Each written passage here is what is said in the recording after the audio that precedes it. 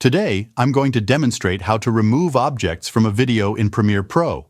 Please note that this method works best when the camera is stationary and there's a moving object in the frame. First, duplicate your clip by holding down the Alt key and dragging the clip above itself in the timeline. Then disable the bottom layer by clicking the eye icon next to it. Next, click and highlight the top layer, then navigate to the Effect Controls panel. Under Opacity, select the Ellipse Mask tool. Click and drag the mask over your subject, adjusting its size and position as needed to cover the object you want to remove. Now change the mask feather to 50 and click the stopwatch icon next to Mask Path to enable keyframing. Move the timeline slider ahead to ensure your subject stays within the mask. Then click on the mask and drag it in the direction your object is moving.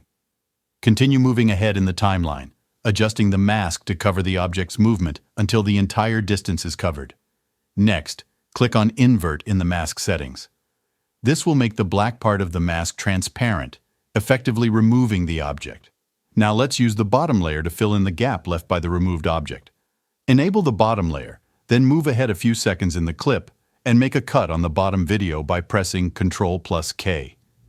Move the first part of the bottom video to the end of the clip and the second part to the start.